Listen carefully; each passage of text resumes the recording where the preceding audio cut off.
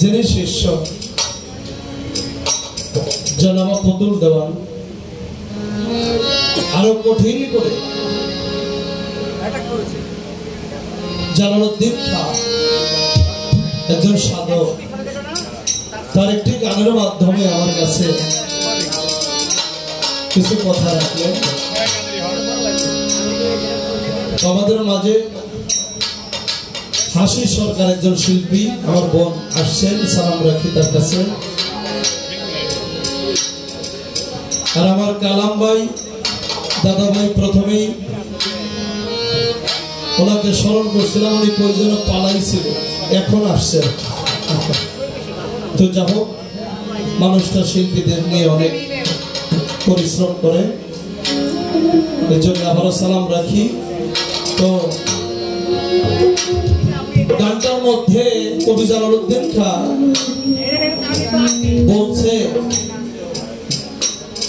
স্বামী মরে পাঠায় আছে যেই ঘাটে ইংরেজির পর, এখন সেই ঘাটে জল আনবো কেমন করে, কারণ কলস, যে কলস আমার কাছে, কলস হলো 9টা ছিদ্র। মারাত্মক কথা। আমার এই 9 ছিদ্র, এই বাঁশের বাঁশি, আর একটা ছিদ্র আছে, সেটা হলো বন্ধ, বন্ধদ্বার। সাধক যিনি সাধনার বলে সেটা খুলে। তাহলে আমার এই দেহটা একটা মাটির কলস, হাইরে আমার কাঁচা মাটির ঘর, কখন যেন নেই ভাঙ্গে এসে ঘূর্ণিঝড়। আমাদের খালিকদল সাহেব লিখছেন। সাধক এই দেহটাকে কোন সাধক একটা ঘর বলে আখ্যায়িত করছে, কোন সাধক এটাকে একটা বাঁশি বলে আখ্যায়িত করছে, কোন সাধক এটাকে নৌকা বলে আখ্যায়িত করেছে। আবার কবি জালালউদ্দিন খাঁ নিয়ে এটাকে কলস, মাটির কলস।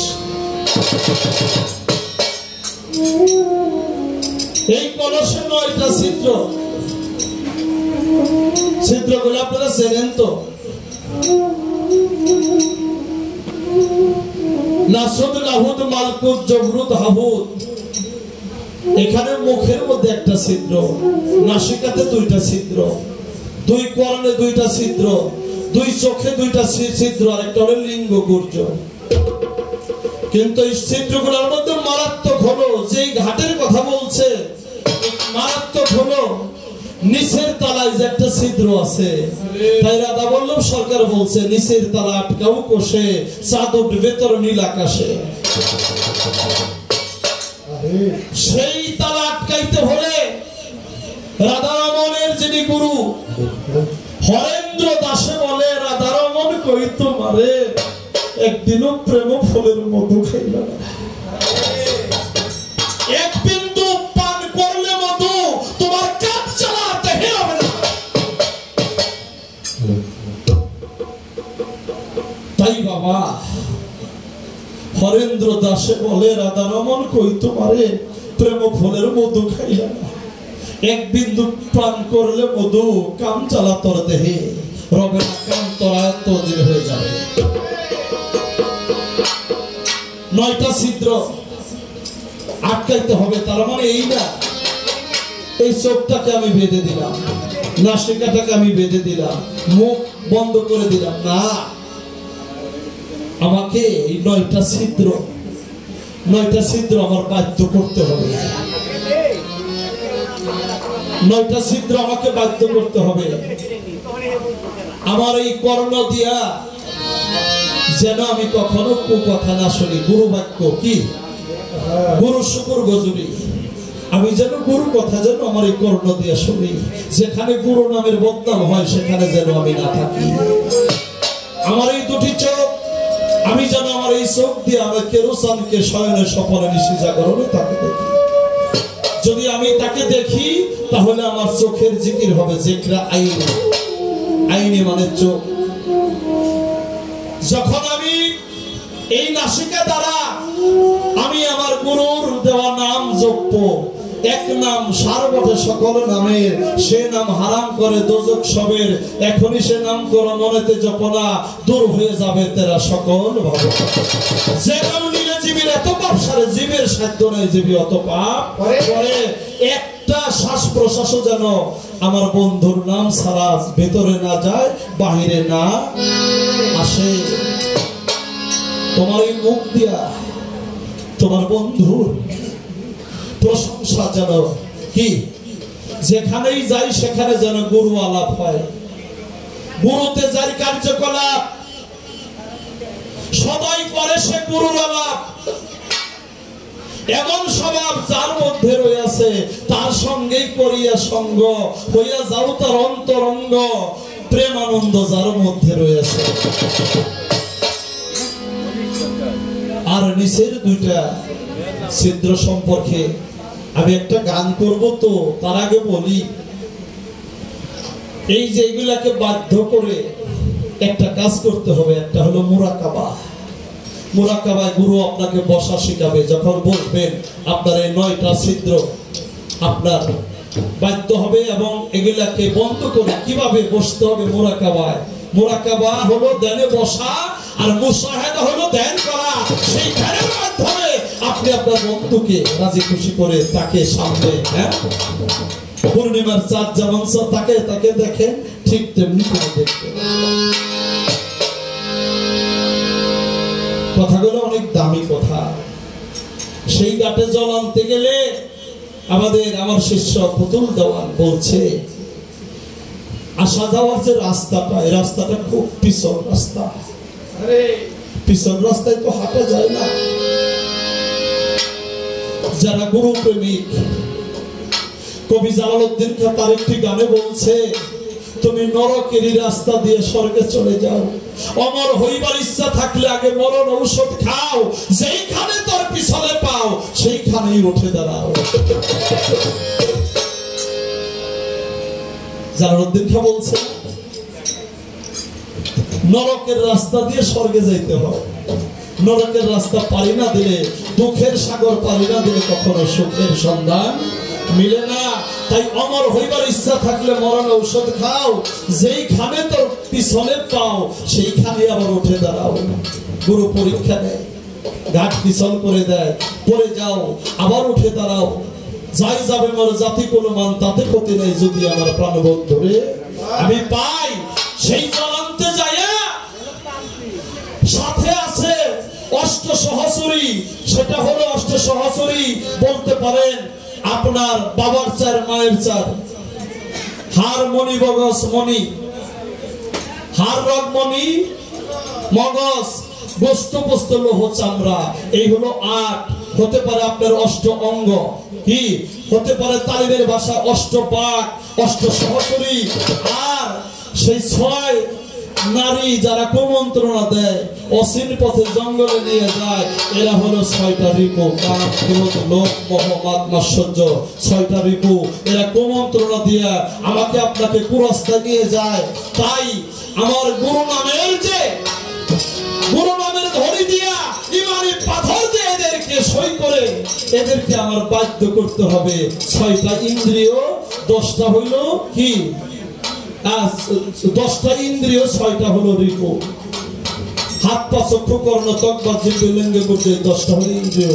এই 16 জানা যদি তোমার বাধ্য হয় তাহলে তোমার এই কলসের জল, হ্যাঁ, এই 9টা ছিদ্রও তোমার অধীন হয়ে যাবে। একটু গান শোনাই, কথা মোটামুটি সারলাম, আর একটু আছে আমি বলার চেষ্টা করব।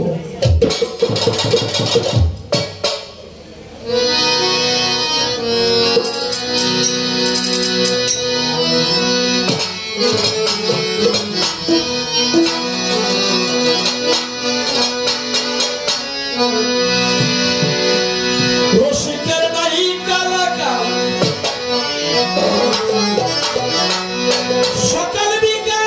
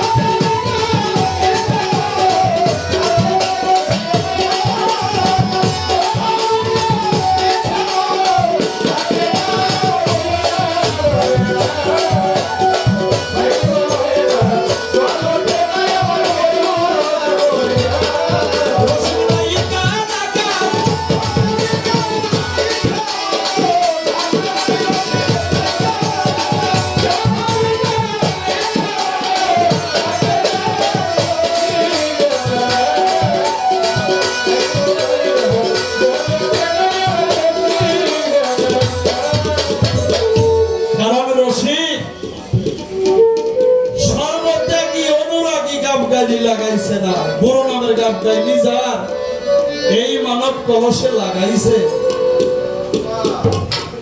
তার নাই কালাকাল সকাল বিকাল সেই ইচ্ছা মতো ঘাটে যায় রসিক জনের নাই। এই গানে আমার কালাম দাদা ভাই, যিনি গান ছাড়াও ফোন দিয়ে শিল্পীদের খোঁজ খবর নেই, দাদা ভাই 1000 টাকা দিয়ে আমাকে সম্মান করেছে। কালাম ভাইয়ের প্রতি আমার সালাম, শ্রদ্ধা, ভালোবাসা।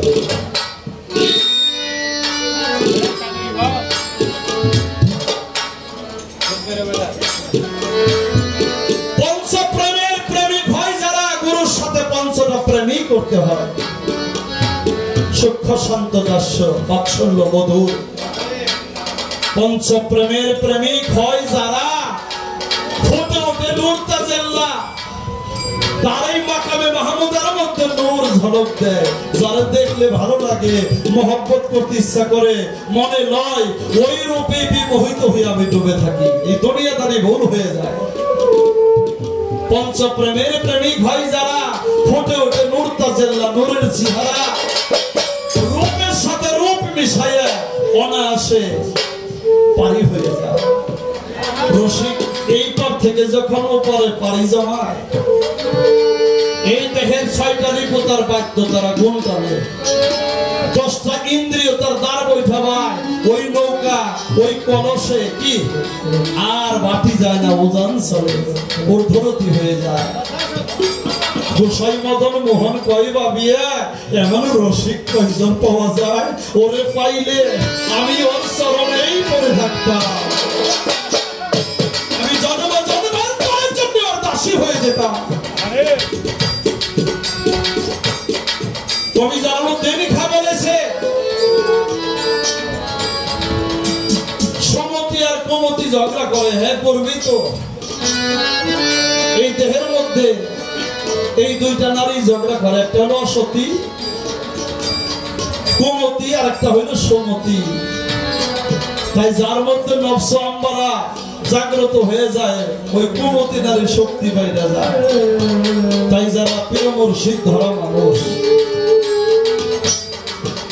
ওরা যখন এই জ্ঞান চাবুক দিয়ে যখন ওই মনকে কুমতিকে যখন আঘাত করে করে নিজের আয়ত্তে নিয়ে আসে, তখন এই সমতি আর কুমতি একাকার হয়ে যায়। তখন আর সেপাতের মধ্যে থাকে না, যাতে পূর্ণ হয়ে গেলে তখন ওই নারীর একটা গর্ব হয়ে যায়। কি কারণ গুরুতত্ত্ব বীজ রোপণ করে সেটাই ভক্তি বাড়ি শেষে দেনা। একা যদি না পারিস তুই রামপ্রসাদকে সঙ্গে নে না, গুরুকে সঙ্গে নে না। গুরুতত্ত্ব বীজ যাই কর্মজনিতে তখন ঢুকে, এলেম ঢুকে। কারণ আদব সম্পন্ন না হলে, দেহ পরিষ্কার পরিশুদ্ধ না হলে এলেম ঢুকে না, গুরুতত্ত্ব বীজ ঢুকে না। যখন গুরুতত্ত্ব বীজ ঢুকে তখন ওই সমতির একটা গর্ব হয়ে যায়। সেই গর্বে একটা সন্তান হয়, যার নাম হলো জ্ঞান সন্তান। যে সন্তান ফকিরি করবে। গানের মধ্যে যতটুকু পেয়েছি চেষ্টা করলাম বলার জন্য, পাশাপাশি এই গানটা রাখলাম গোসাই মদন মোহনে। তাই বাবা, যেখানে ভালো কথা হয়, আমার ভালো গান গাওয়া, ভালো কথা বলার ক্ষমতা আজকে নাই। যদি আমার শিষ্য এখন যে কথা জিজ্ঞেস করছে, সে এখন আর শিষ্যের মধ্যে নাই, সে হয়ে গেছে এখন সেবক। আমার সেবা বুঝে, আমার হালাত বুঝে।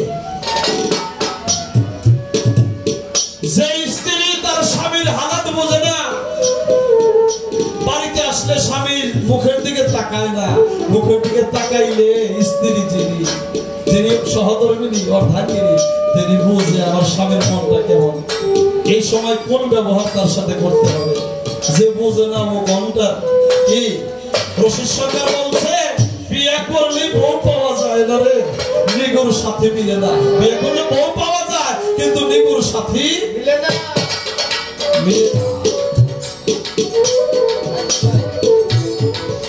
তাই আমার শিষ্যকে আমি ধন্যবাদ দিয়ে ছোট করবো না, কারণ গুরু মিলে ঘরে ঘরে, শিষ্য মিলে কপালের ফেরে। যখন শিষ্য কপালের ফেরে মিলে, কারণ যদি মনের মতো একটা শিষ্য না পাওয়া যায়, গুরু কার সাথে প্রেম করবে? গুরু তত্ত্ব, গুরু যে বস্তু, সেটা কোথায় রাখবে? এই জন্য সে এখন শিষ্যের মধ্যে নাই, শিষ্য থেকে উনি এখন সেবকে আসছে। গুরুর সেবা সাধন, গুরুর হালাত সে বোঝে। আশা করি এরপরের মঞ্চে সে ভক্তের দরজা দণ্ডায়মান হয়ে যাবে। তখনকার বিষয়টা তখন বলা যাবে।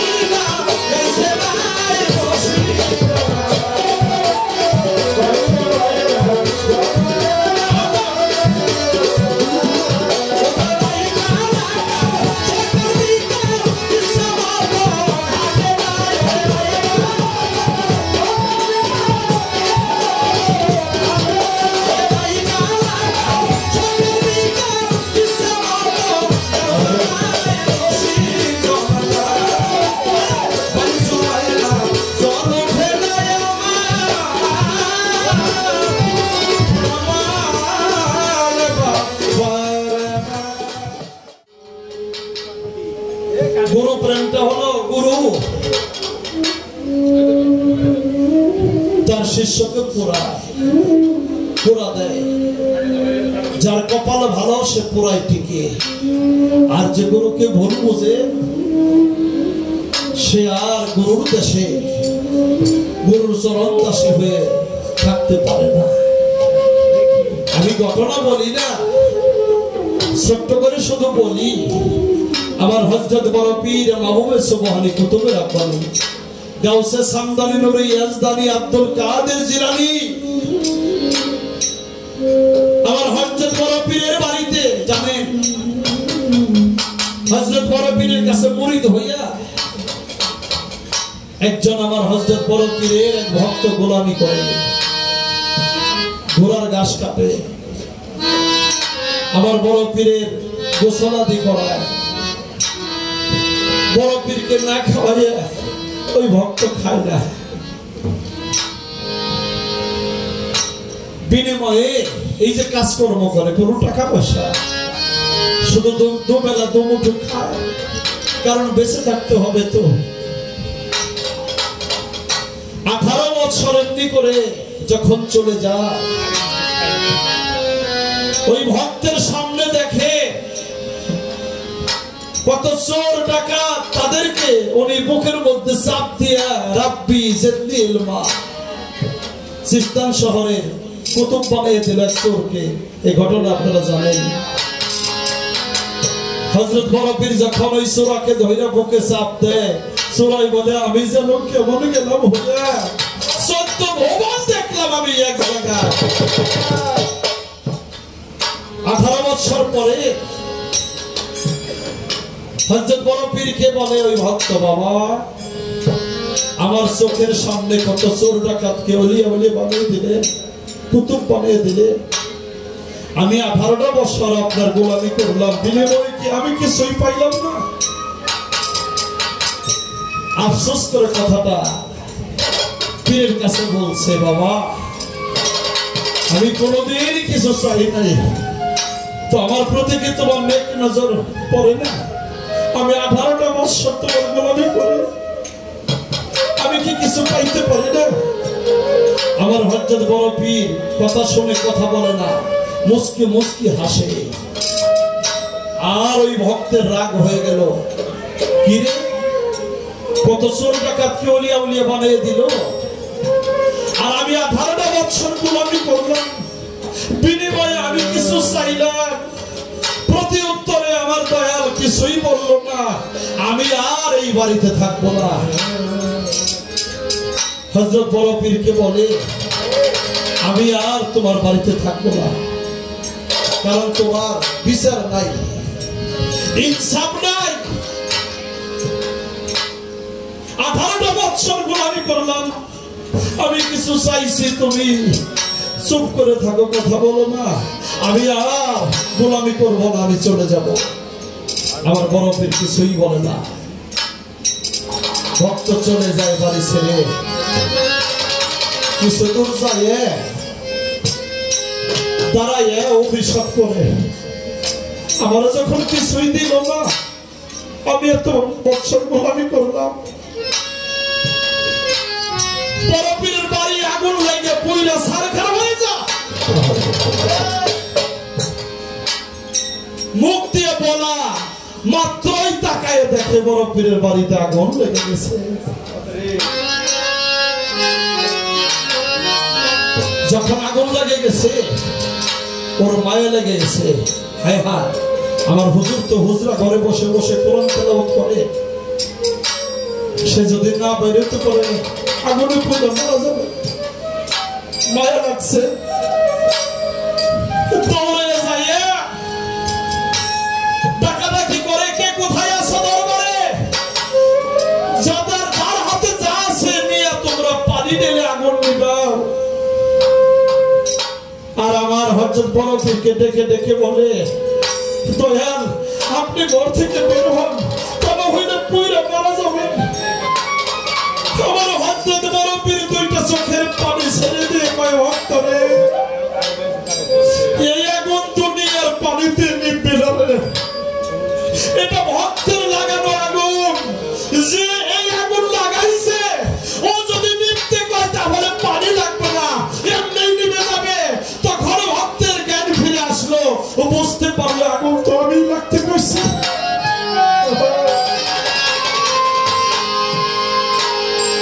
ভক্ত বলল আগুন নিভে যাও, সাথে সাথে আগুন নিভে গেল, স্তব্ধ হয়ে গেল।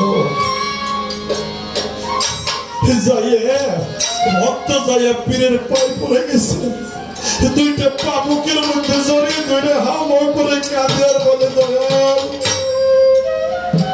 আমি না চাইতেই যে তুমি আমাকে এত কিছু দিয়েছো, আমি বুঝতে পারি না, আমি যদি বুঝতাম এই কষ্ট এই বেদনী আমি কোনোদিন করতাম। আমার বড় পীর কয়, ওরে পাগল, এই পৃথিবীতে গুরু বলছে থইলে পাওয়া আছে, কেউ যদি গোলামি করে তার গোলামির বেতন কি দয়াল না দিয়ে পারে, আমার কেরোসিন কি তারে না দিয়ে পারে? আমার কাবার ফকির 366 দিন পরে এই দিনটা যখন আসে,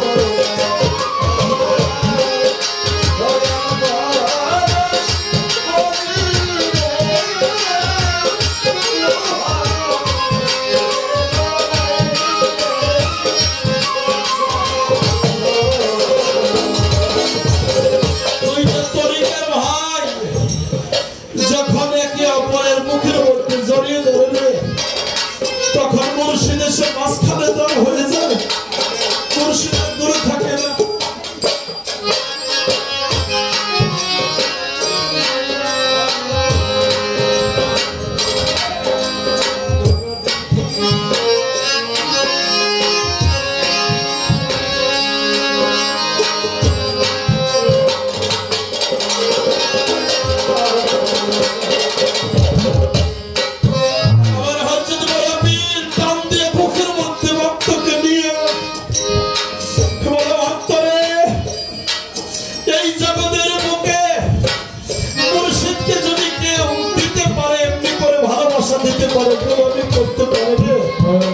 গোলামের জায়গাটা গরুর চরণতলে থাকে রে, গরু তাকে জন্ম জন্মান্তরের জন্য তার গোলাম বানিয়ে দেয়, তার চরণ দাসী করে গরুর দেশেই ওর জায়গা হয়।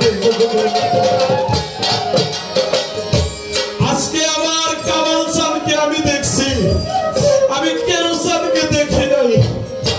তাই কেরোসানদের সাথে যারা ভালোবাসা করছে, যারা উঠা বসা করছে, মাখামাখি করছে, আজকে আমি আমার কামাল চাঁদকে দেখা আমার কেরোসান দেখার স্বাদ মিঠাই রে। আমার কেরোসানের কামাল চাঁদের মধ্যে কেরোসান বেঁচে আছে। তাই বাবা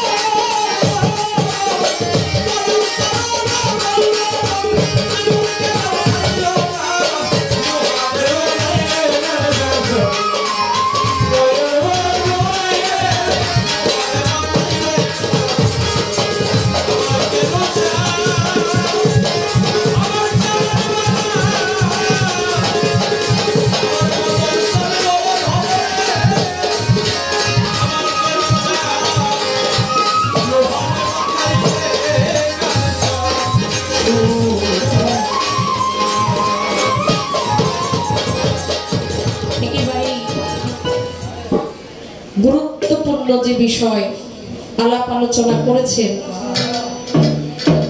এতে আসলে গুরু বানাইলে সে গুরু হয় না, নিজে থেকেই যিনি আগে থেকে গুরু হয়ে যায়।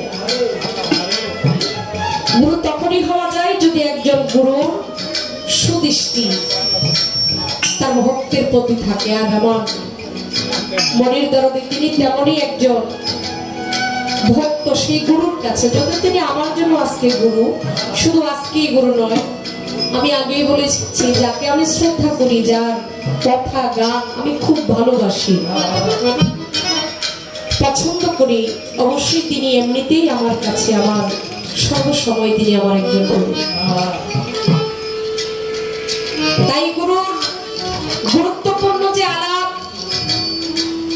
আমাদের মাঝে করলেন, যদিও আমার দু একটি কথা থাকার কথা ছিল, কারণ পালা চললে দু একটা কথা থাকে। আর যখন কর্তাপক্ষ থেকে নিষেধ করা হয় যে আপনারা কোনো কথা বলবেন না, তখন একটা শিল্পী ইচ্ছে করলো আর কথা বলতে পারে না।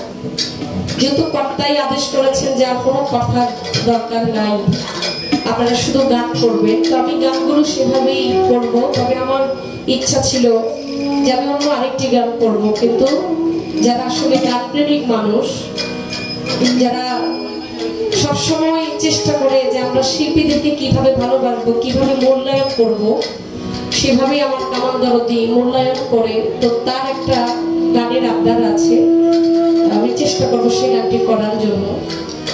আমার গুরু যেহেতু আমাকে বলেছে আমি এখন আর শিষ্য নই, আমি হয়ে গেছি সেবক। আমি শিষ্য নই, আমি সেবক। এই দরবারে অনেক সেবক আছে, সন্ধ্যা থেকে দেখছি তারা গুরুর জন্য যে কত কিছু করছে। একমাত্র কেন জানেন? শুধু আমার কেউ চান যেন আমার প্রতি খুশি থাকে। আজকে যার নামে ভেলা ভাসাচ্ছে, আমার খাজা খাস খিজির যেন আমার উপরে যেন খুশি থাকে। ও বাবা, কত নামের ভক্ত আছি, কামের ভক্ত নাই। আমি ওই যে একবার গুরুর হাতে হাত দিয়েছি, আমি গুরুর খাতায় নাম লেখাইছি,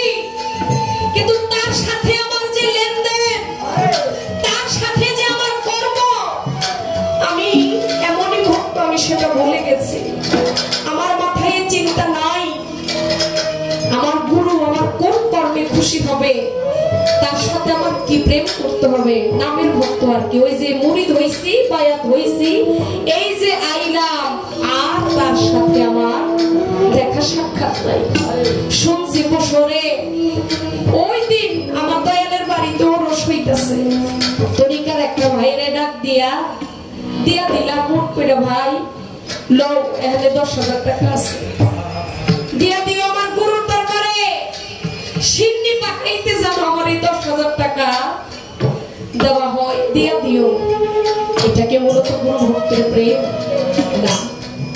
ভক্ত হলো সে, সেবক হলো সে, যে গুরুর বাড়িতে গিয়ে নিজে যদিও হয় সে অর্থের মালিক, ওই বাড়িতে হইতে হবে একটা চাকরের মতো। রাজপ্রসাদ ছেড়ে দিয়ে ছিঁড়া দেখা পরে গুরু ভাইদের সাথে হাতে হাত মিলাইয়া কাজ করতে হবে, মানুষকে খাওয়াইতে হবে। আজকে আমি কেরুচাঁদের দরবারে আইসা আমি ফারুক ভাইদের আত্মীয় স্বজন যে বোনেরা আছে তাদের সেবা দেখে আমি অবাক, যে নারী ওনারা মেয়ে মানুষ হয়ে কত কষ্ট করতেছে শুধু একমাত্র মানুষকে একটু খুশি করার জন্য, সেবা দেওয়ার জন্য। একটু খানির জন্য তারা বিরক্ত মনে করে নাই। আমি বসা ছিলাম 1 থেকে 1.5 ঘন্টা আমি ঘরের ভিতরে, কত সুন্দর করে আদর আপ্যায়ন করে মানুষকে খাওয়াইতেছে। এটা হলো গুরু সেবা। আপনার বাড়িতে ভালো আসবে, মন্দ আসবে, গুরুর বাড়িতে কত ধরনের মানুষ আসবে, কারোর সাথে খারাপ আচরণ করা যাবে না। কার ভিতরে আমার কেরুচাঁদ আছে, কার ভিতরে আমার মুজিব বাবা লুকায়িত আছে আমি তো জানি না। আমি এমন কথা বলতে পারবো না, তাকে আঘাত দিতে পারবো না। যদি আমার মুর্শিদ তার ভিতরে থাকে, সে যদি আঘাত পায় তাহলে আমার মুর্শিদই আঘাত পেল। তাই সেবক হচ্ছে এমন নিজের জীবন দিয়েও সেবা করে যাবে। আমি সাধুবাদ জানাই। তাই প্রকৃত ভক্ত হইতে হলে গুরুর সাথে লেনদেন করতে হবে। গুরু যে আসবে তার জন্য বাসর সাজাইতে হবে, তাকে ওইভাবে ভালোবেসে হৃদাসন সাজিয়ে তাকে ওই জায়গায় রাখতে হবে। ছোট্ট করে একটা গান করি, আমি আর কোনো কথা বলবো না, কোনো জিজ্ঞাসা নাই। এই গানটা আমার শ্রদ্ধাভাজন দরদি, কামন দরদি বলেছেন গাওয়ার জন্য, আমি চেষ্টা করছি।